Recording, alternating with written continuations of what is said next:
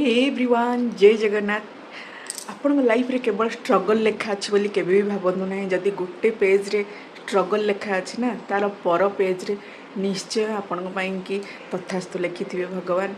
तो आज आपन गोटे स्टोरी कहूँ गोटे युवक बहु वर्ष धरी चाकरी पाई चेष्टा करुले बहुत इंटरव्यू देकी फेल होता धीरे धीरे से भाभी देता जो भगवान बोधे मो भाग्य रे केवल स्ट्रगल ही लिखिंट एमती भाविकी जो घर को फेरुला बाटर गोटे वृद्धा देखाले और से कहले पुअरे बहीर गोटे पृष्ठा पढ़ी समग्र कहानी को निष्पत्ति नियनि भगवान जदि गोटे पृष्ठार संघर्ष लिखिं ना तो अन्य पृष्ठार तथास्तु लिखिथे।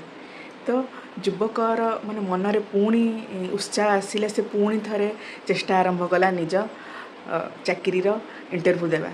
तो किछि मास परे से निज स्वप्नर चाकरी पाइला। तो भगवान केबे भी डेरी करती ना से ठीक समय आपण जीवन में तथास्तु लिखिं। तो आज जदि आपण लाइफ रे ओनली स्ट्रगल देखा जाउछि ना तो केबे भी निराश हुंतु ना भगवान को पुस्तकर शेष पृष्ठा एबे भी बाकी अछि। Take care.